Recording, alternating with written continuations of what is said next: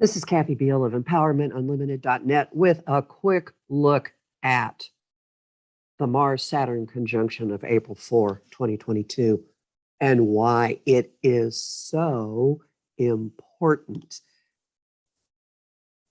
So here is the chart for the conjunction set for noon in Washington, D.C., and there are several things I want to talk about with this.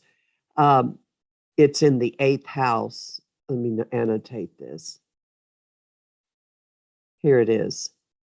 Mars and Saturn in Aquarius. This is a complicated pairing because Mars is the planet of push. It's the cosmic first responder. It's the energy that wants to go, go, go, go, go. And Saturn is constraint, limitations, stop. It's a giant stop sign. So this can have the frustration of one foot on the gas, one foot on the accelerator, but it can also be sustained action, incredibly deliberate action, perhaps collective action because Aquarius is involved, perhaps the government or the courts because Saturn is involved. This one image you might have is somebody bowling and hitting a strike.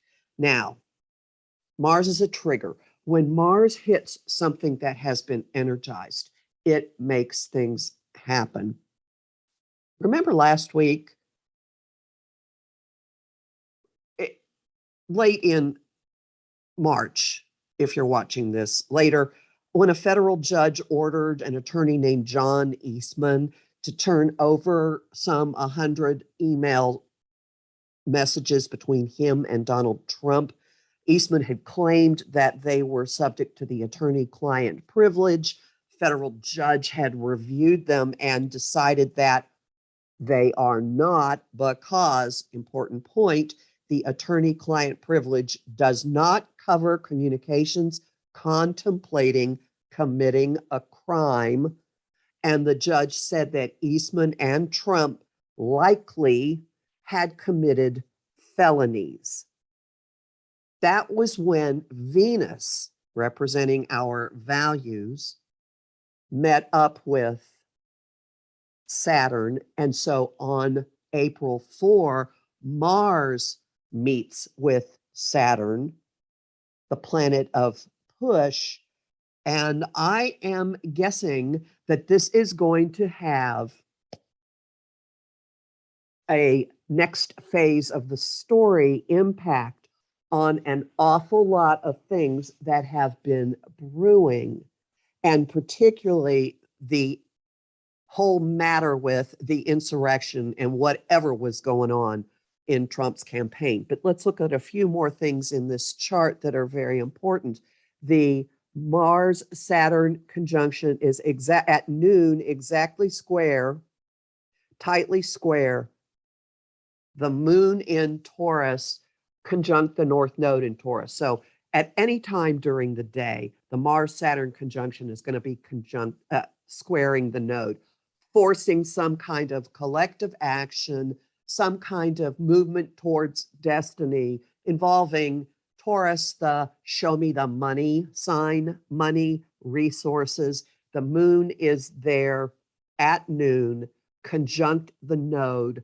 Watch for whatever news breaks middle of the day, April 4. And part of why I am certain this is so important is the moon and the node, the North Node, are where the sun will be at the Scorpio lunar eclipse on May 15, which is going to have massive revelations about money and resources and end a major chapter. And more importantly, these aspects have a direct impact on two charts that are going to interest you. So we'll look really quickly.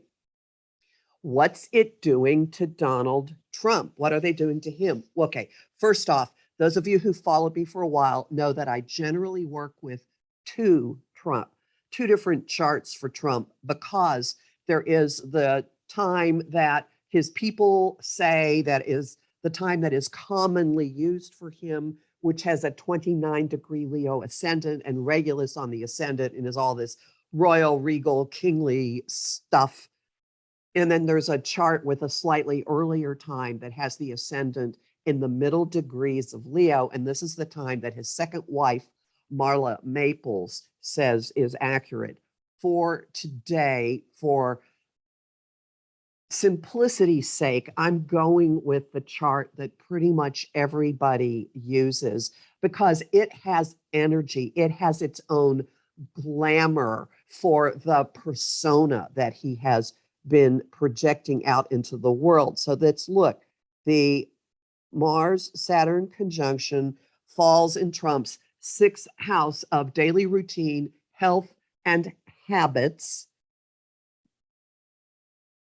Possibly there will be more stuff having to do with governance.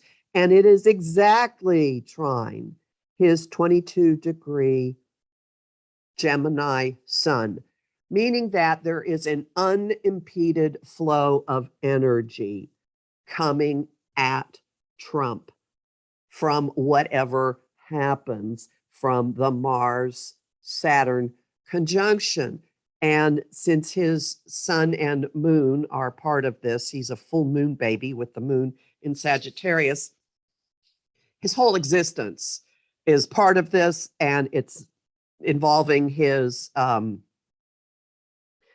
place in the world because his sun and the moon straddle his 410 axis, home, where you at home in yourself, home and family, home out in the world, career, public reputation. Speaking of which, do note, in the chart that is commonly used, his midheaven, the doorway to his career house, the doorway to his public persona is at 24 degrees Taurus. And oh, looky here, the moon and the north node are on his midheaven at noon today, when the Mars-Saturn conjunction squares that and says time for action. And this presages something much bigger that's coming from the lunar eclipse in the middle of May. And before you start salivating, remember that eclipses are not 1 or 2 or 3 day events. They are processes. We're already feeling it, but something right now at the beginning of the first full week of April is presaging huge developments to come that are going to hit the reset button with his place in the world. And so what else might be of interest to you? Who else is affected by this? Oh, look, I've got the chart for Merrick Garland. Now, this is a solar chart because we don't have a time of birth. A solar chart puts his sun on the ascendant at 21 Scorpio. And looky here, the Mars-Saturn conjunction is exactly squaring Garland's sun. This is a get a move on action. This is a get a move on force. Last week, when Venus met with Mars in Garland's solar fourth house, a lot of news came out of people speculating that there was displeasure with him and people talking to the New York Times and I don't know who else about when is Garland going to get a move on. And last week also announcements were made about the Department of Justice looking to hire 130 plus more attorneys because they're expanding the scope of the January 6th investigation, the insurrection investigation, to slates of false electors, and I think also the financing of it. So there is something pushing Garland to get going, and it is part of what his role is. You'll notice that the the moon node conjunction falls in his seventh house of allies and also open enemies. And more importantly, and I think very promising, the Mars Saturn conjunction is tightly trine Garland's Saturn Neptune conjunction. Saturn Neptune in Libra, sign of the quartz. Saturn Neptune. This man plays with his cards very, very close to his chest. And there is nothing impeding the push of the Mars Saturn conjunction. Well, so maybe it's a wall, but walls can turn into very good and important things. A push for structure, a push for action, going right at, dovetailing with, teaming with Garland's natural ability to work, to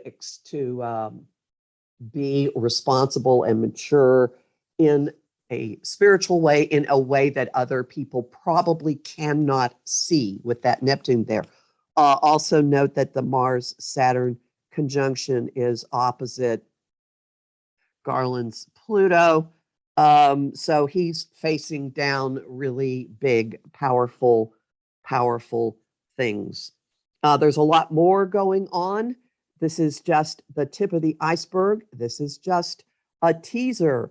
And I have the full scoop of what I see coming in a 75-minute video done at a reader's request, updating the connections between Trump and Russia, Putin, throwing in the role that Garland plays in all of this.